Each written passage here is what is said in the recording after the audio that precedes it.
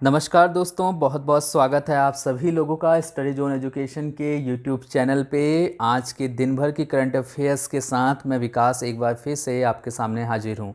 अगर आप किसी भी गवर्नमेंट जॉब एग्ज़ाम की प्रिपरेशन कर रहे हैं और सबसे पहले करंट अफेयर्स पढ़ना चाहते हैं डेली, तो आप इस चैनल को सब्सक्राइब कर सकते हैं। हम लोग रोज़ शाम को दिन भर की करंट अफेयर डिस्कस करते हैं, जो कि आपके आने वाले सभी एग्ज़ाम्स के लिए काफ़ी ज़्यादा बेनिफिशियल होगी। इसके अलावा इस वीडियो का डिटेल PDF का लिंक आपको डिस्क्रिप्शन में मिल जाएगा। आप डिस्क्रिप्शन में दिए गए लिंक से डाउनलोड कर सकते हैं आज का PDF भी। तो चलिए शुरुआत करते हैं आज की करंट अफेयर का अपने पहले क्वेश्चन के साथ। आज का हमारा पहला क्वेश्चन है कि मई 2020 में PK नायर को किस देश में भारत का राजदूत नियुक्त किया गया है।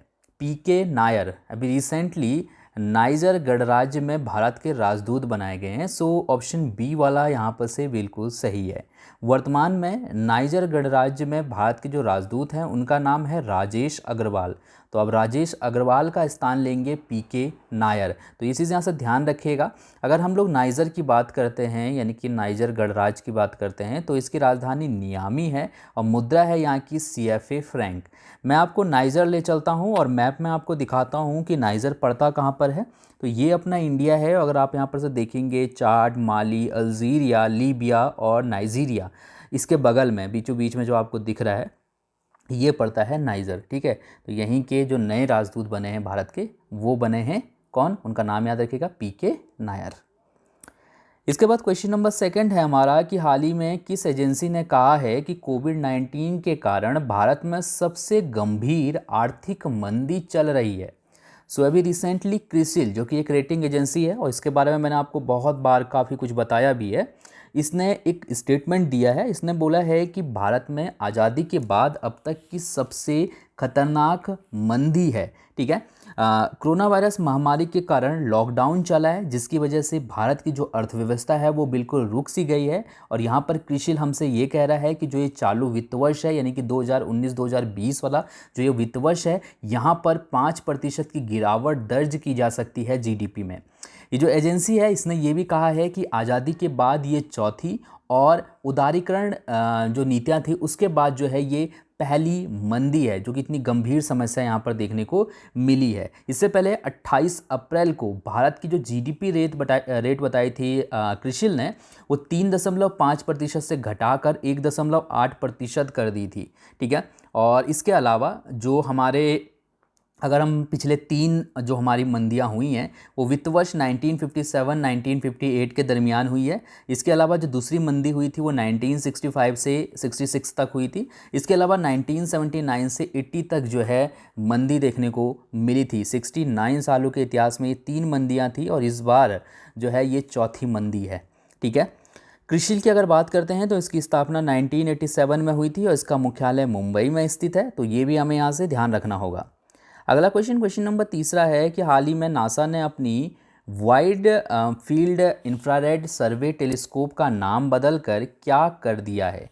इसका जो सही आंसर है वो है ऑप्शन ए वाला, यानी कि Nancy grace Roman space telescope जो है नया नाम रखा गया है वाइड फील्ड इंफ्रारेड सर्वे टेलीस्कोप का। ठीक है, तो ये यहाँ से याद रखिएगा या फिर इसको शॉर्ट में बोल देंगे रोमन स्पेस टेलीस्कोप। तो ये दोनों में से आप जो भी याद रखना चाहें रख सकते हैं। अगर हम यहाँ पर से बात करें कि जिनके नाम पे इस टेलीस्कोप का नाम रखा गया है, नैन्सी ग्रेस रोमन, ये कौन थी, तो ये नासा की पहली जो है प्रमुख खगोल वैज्ञानी थी। और इन्होंने ब्रह्मांड में जो है पूरे हमारे अंतरिक्ष में, मतलब विभिन्न ग्रहों को, तारों को खोजने में इनकी काफ़ी महत्वपूर्ण भूमिका रही थी। बेसिकली इन्होंने जो है दूरबीनों का निर्माण करने में एक महत्वपूर्ण भूमिका निभाई थी। 30 साल पहले जब 1990 में हबल टेलीस्कोप लॉन्च किया गया था, तो उस हबल टेलीस्कोप को बनाने में और लॉन्च करने में इनकी बहुत महत्वपूर्ण भूमिका रही। और यही एक कारण है कि इनको हबल स्पेस टेलीस्कोप की जननी यानी कि माता के तौर पे भी जाना जाता है। वर्ष 2018 में नैन्सी ग्रेस रोमन का निधन हो गया और अब इन्हीं को सम्मान देने के लिए ये जो टेलीस्कोप है वाइड फील्ड इंफ्रारेड सर्वे टेलीस्कोप, जिसको कि W भी बोलते हैं, इस टेलीस्कोप का नाम रखा गया है Nancy grace Roman space telescope या फिर रोमन स्पेस टेलीस्कोप। इसके बाद बात करते हैं क्वेश्चन नंबर चौथे की कि निम्नलिखित में से किसे UN military gender advocate of the year award 2019 से सम्मानित किया जाएगा। UN military gender advocate of the year award 2019 से सम्मानित किया जाएगा मेजर सुमन गवानी को। तो यहाँ पर से ऑप्शन ई वाला हमारा बिल्कुल सही है। आपकी जानकारी के लिए बता दूं कि ऐसा पहली बार हुआ है कि किसी भारतीय को ये अवार्ड मिला है, यानी कि UN military gender advocate of the year award 2000 award दिया गया है पहली बार किसी भारतीय शांति दूत को। ठीक है, नाम इनका याद रखिएगा, मेजर सुमन गवानी की हम यहाँ पर बात कर रहे हैं। इनको दक्षिण सूडान में तैनात किया गया था। उत्तराखंड के टिहरी जिले के पोखर गाँव की ये रहने वाली हैं और इनको जो ये सम्मान है ये ब्राज़ील की सेना कमांडर हैं कार्ला मोइटिनो डे कास्त्रो अराउजो। ठीक है, नाम पढ़ लीजिएगा, थोड़ा सा अटपटा सा नाम है। तो यहाँ पर दो लोगों को जो है ये अवार्ड दिया जाएगा, एक तो मेजर सुमन गवानी है और दूसरा जो है यहाँ पर कार्ला है। ठीक है, कार्ला मोंटेरो डी कास्त्रो अराउजो। ठीक है, ये ब्राज़ील के रहने वाले हैं। तो इन दो लोगों को मतलब जो है ये अवार्ड दिया जाएगा। अभी दिया कब जाएगा? ये 29 मई को दिया जाएगा। 29 मई को संयुक्त राष्ट्र शांति दूत अंतर्राष्ट्रीय दिवस मनाया जाता है। तो उसी दिवस के उपलक्ष्य में उसी दिन ये अवार्ड इनको मिलेगा। क्वेश्चन नंबर 5वां है कि निम्नलिखित में से किसे NYIPLA inventor of the year award 2020 के लिए चुना गया है? अभी रिसेंटली राजीव जोशी को inventor of the year award 2020 के लिए चुना गया है। ठीक है, यहाँ पर NYIPLA का फुल फॉर्म भी मैंने लिखा है तो वो हम आगे पढ़ लेंगे। खैर, राजीव जोशी की अगर हम बात करते हैं तो ये IBM में जो है ये वैज्ञानिक हैं और वर्तमान में न्यूयॉर्क में IBM Thomson Watson research centre में ये काम करते हैं। इन्हें जो पुरस्कार है ये इलेक्ट्रॉनिक उद्योग को आगे बढ़ाने और आर्टिफिशियल इंटेलिजेंस में बेहतरीन योगदान के लिए दिया गया है। अब यहाँ पर लिखा है मैंने NYIPLA, इसका फुल फॉर्म मैंने लिखा है। ये जो पुरस्कार है ये दिया जाता है New York intellectual property law association के द्वारा। ठीक है, तो ये जो अवार्ड है ये इस बार दिया गया है राजीव जोशी को। तो ये यहाँ से याद रखिएगा और पुरस्कार के तौर पे इनको 5000 अमेरिकी डॉलर प्रदान किए जाएंगे। अगर हम New York intellectual property law association की बात करें तो इसकी स्थापना हुई थी 7 मार्च 1922 को। इसके अध्यक्ष हैं कॉलमैन बी रगन और इसका मुख्यालय है फोर्ट ली, न्यू जर्सी में। न्यू जर्सी संयुक्त राज्य अमेरिका में पड़ता है, तो न्यू जर्सी में जो है इसका मुख्यालय है। इसके बाद क्वेश्चन नंबर 6 है हमारा कि मई 2020 में किसके द्वारा चंबा में चारधाम परियोजना के तहत निर्माण की गई 440 मीटर सुरंग का उद्घाटन किया गया?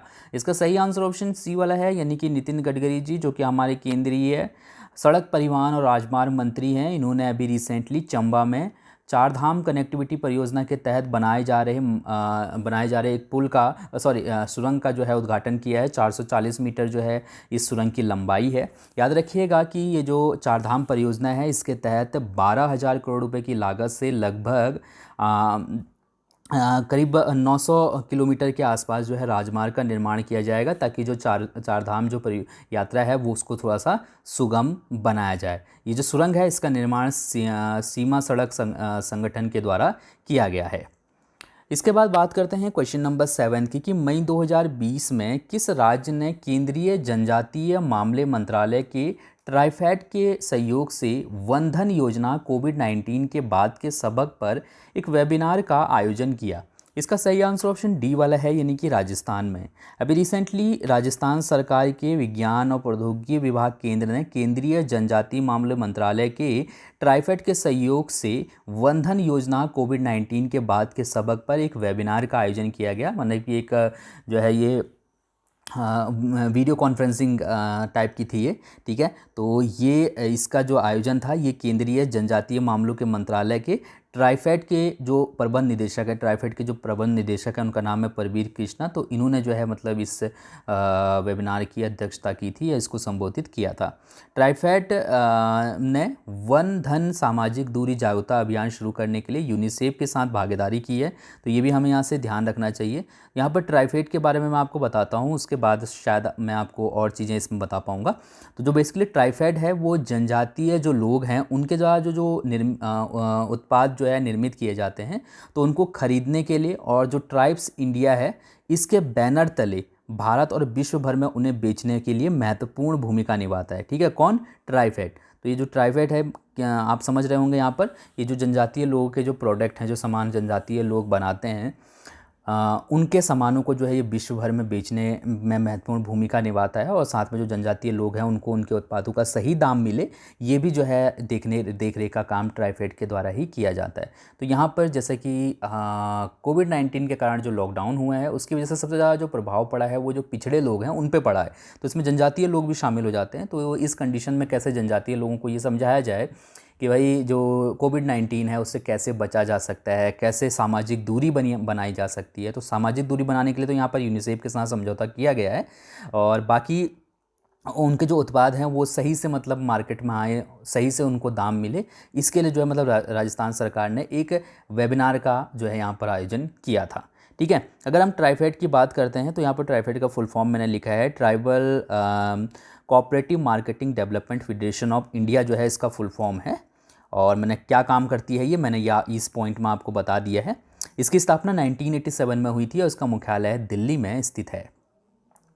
क्वेश्चन नंबर 8वां है कि 27 मई से सेना कमांडरों का सम्मेलन कहाँ शुरू हुआ है। इसका सही आंसर ऑप्शन ए वाला है, यानी कि नई दिल्ली में। अभी रिसेंटली नई दिल्ली में सेना कमांडरों का सम्मेलन शुरू हुआ है। ये जो सम्मेलन है इसका पहला चरण है, जिसका आयोजन 27 मई से 29 मई तक आयोजित किया जाएगा। वैसे इसका आयोजन अप्रैल में होने वाला था, लेकिन अप्रैल में लॉकडाउन की वजह से कोई भी फंक्शन नहीं हो पाया था, किसी तरह का कोई सम्मेलन नहीं हो पाया था, तो यहाँ पर जो है इस बार इसका आयोजन किया जा रहा है। और इसका जो दूसरा जो चरण होगा वो जून के जो है अंतिम सप्ताह में आयोजित होगा। याद रखिएगा कि ये सेना कमांडरों का एक शीर्ष आयोजन है, इसमें सेना के जितने भी कमांडर हैं वो हिस्सा लेते हैं, और साल में 2 बार जो है इस सम्मेलन का आयोजन किया जाता है। इसके बाद क्वेश्चन नंबर 9 है हमारा कि सितंबर 2019 में अल्पसंख्यक कार्य मंत्रालय द्वारा किस थीम के साथ हुनर हाट का आयोजन किया जाएगा। इसका सही आंसर ऑप्शन ए वाला है, यानी कि लोकल टू ग्लोबल। अल्पसंख्यक कार्य मंत्रालय द्वारा लोकल टू ग्लोबल थीम के साथ हुनर हाट का आयोजन किया जाएगा। और ये हुनर हाट में मतलब क्या, जो आदिवासी लोग जो प्रोडक्ट बनाते हैं या फिर और भी कई प्रोडक्ट बनाते हैं तो उनकी प्रदर्शनी वगैरह लगाई जाती है और उनको बेचने के लिए एक मंच उपलब्ध करवाया जाता है। ठीक है, तो इसी तरीके का एक मतलब जो आयोजन होगा वो लोकल टू ग्लोबल थीम के साथ आयोजित होगा। सितंबर में इसका आयोजन होने वाला है। ठीक है, केंद्रीय अल्पसंख्यक कार्य मंत्री मुख्तार अब्बास नकवी हैं, तो ये भी याद रखिएगा। क्वेश्चन नंबर 10वां है कि निम्नलिखित में से किस देश ने कोरोना के कारण देश में लगे आपातकाल को समाप्त करने की घोषणा की है। इसका सही आंसर ऑप्शन सी वाला है, यानी कि जापान ने। अभी रिसेंटली जापान ने कोरोना वायरस के कारण लगे आपातकाल को समाप्त करने की घोषणा कर दी है, क्योंकि यहाँ पर जो कोरोना वायरस के जो मरीज़ हैं वो कंट्रोल में आ चुके हैं। जापान में करीब 16,600 लोग कोरोना वायरस से संक्रमित हुए हैं, और उसमें से करीब 850 लोगों की मौत यहाँ पर हो गई है। लेकिन अब जो है आपातकाल हटा दिया गया है जापान में। इसके बाद क्वेश्चन नंबर 11वां है हमारा कि मई 2020 में किस देश के तेज गेंदबाज सिहान मुदसनका को ड्रग्स रखने के आरोप में हिरासत में लिया गया है। इसका सही आंसर ऑप्शन ए वाला है, यानी कि श्रीलंका। अभी रिसेंटली श्रीलंका के तेज गेंदबाज सिहान मधुसंका को ड्रग्स रखने के आरोप में गिरफ्तार कर लिया गया है। 2018 में ये उस वक्त चर्चा में आए थे जब ढाका में वनडे मैच में इन्होंने एक हैट्रिक ली थी। मैंने किनकी गेंद पर हैट्रिक ली थी, आउट किया था इन्होंने, वो मैंने यहाँ पर लिख दिया है। तो मशरफ़े मुर्तज़ा, रुबेल हुसैन और मददुल्ला, इन तीनों की मतलब जो है लगातार इन तीनों की बॉलिंग में जो है इन्होंने हैट्रिक ली थी। इन तीनों की मतलब जो है इन तीनों को आउट करके लगातार 3 गेंदों में जो है 3 लोग को इन्होंने आउट करके ये हैट्रिक हासिल की थी। तो उस पर काफ़ी चर्चा में आए थे, और अब ड्रग्स रखने के आरोप में इनको हिरासत में लिया गया है। इसके बाद क्वेश्चन नंबर 12वां है कि निम्नलिखित में से किस देश ने पाकिस्तान को महामारी से निपटने के लिए $60 लाख डॉलर देने की घोषणा की है। इसका सही आंसर ऑप्शन सी वाला है, यानी कि अमेरिका। अभी पाकिस्तान की जो स्थिति है वो काफ़ी ज़्यादा जो है ख़राब चल रही है, तो इसी वजह से अमेरिका ने पाकिस्तान को जो है कोविड-19 महामारी से निपटने के लिए $60 लाख देने की घोषणा की है। इस धनराशि का उपयोग जो स्वास्थ्य कर्मी हैं जो कि लोगों की देखरेख कर रहे हैं उनके ऊपर खर्च किया जाएगा, और साथ भी जो हॉस्पिटल हैं कोविड-19 से रिलेटेड उन हॉस्पिटल में इस धनराशि का उपयोग किया जाएगा। अब बात करते हैं आपके लिए कल के प्रश्न की। इस प्रश्न का उत्तर आपको कमेंट करके बताना था और आप में से काफ़ी लोगों ने आंसर दिया भी था। मैंने आपसे पूछा था कि निम्नलिखित में से किस राज्य में नवजात बालिकाओं के लिए इंदिरा प्रियदर्शिनी बेबी किट वितरण कार्यक्रम की शुरुआत की गई है। तो इसका सही आंसर ऑप्शन ये वाला था, यानी कि राजस्थान में। ठीक है, जिसके तहत जो नवजात शिशु हैं उनको एक किट दी जा रही है जिसमें उनके कपड़े वगैरह, मतलब उनके लिए सभी चीज़ें हैं। कोई पुराने कपड़े का इस्तेमाल करके जो है अगर किया जाता है तो बच्चों को हाइपोथर्मिया की जो समस्या है वो हो सकती है।